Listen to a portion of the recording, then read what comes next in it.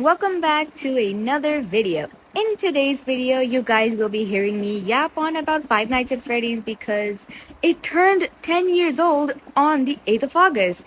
And this video will mostly be about my thoughts and feelings on the game turning this old, so without further ado, let's begin!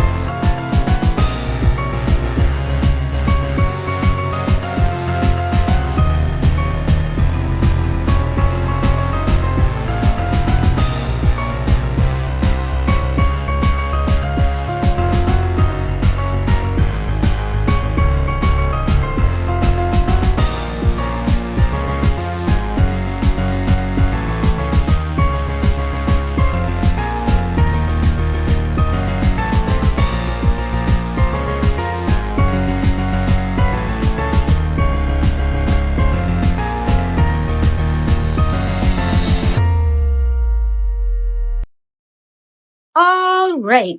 I believe that this is a good point for me to start talking about Five Nights at Freddy's and my thoughts and feelings about it turning 10 years old. I didn't want to ruin the start of the video, mostly because I really liked how it turned out with all the effects and editing, so here I am talking in the second portion of the video. So a little bit about the drawing. I really did not have anything in mind, so I just went for a basic pose with our man Freddy Fazbear just holding up a cake, because why not?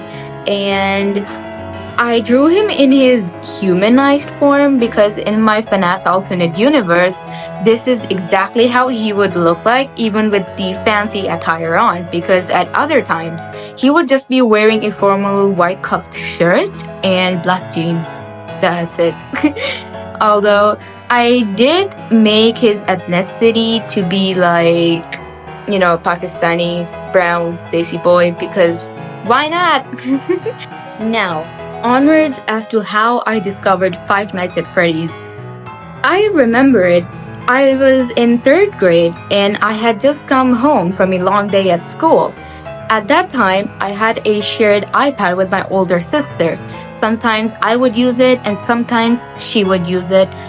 And I was watching videos on YouTube related to Minecraft. And I believe at the time YouTube was banned in my country, so I had to use YouTube and like logged out and stuff. So as I was scrolling through YouTube, I came across this video. Obviously, my curiosity piqued because it had Minecraft in it, but I was curious as to where or how the characters in the music video came to be, so I clicked on it. As I was watching the video, I actually became somewhat mesmerized of the characters, and I was like, whoa, who are these characters? Which game do they originate from? And I remembered the part of the video where the withered animatronics show up. I was actually horrified. And at that time, I believe I only knew about Withered Bonnie, surprisingly. I'm not sure how. But he was the only character I knew about, not even Freddy. So then I watched the video. I was like, oh my goodness, this is so cool. Then I watched another FNAF related music video, and I believe it was this one. And this time it was a FNAF SFM animated video, and I was actually terrified of the animatronics. So obviously got into the gig. I watched Dan Tedium play Five Nights at Freddy's 2 when he was kind of in his peak era. I mean, he still is, but you know what I mean. Then from that moment onwards, I became an active member of the Five Nights at Freddy's community and drew the characters a heck ton. I actually have so many drawings of the characters up in my room, and I will show them to you guys someday, but they're all in like individual pieces of paper, but I will show them to you guys if I want them to.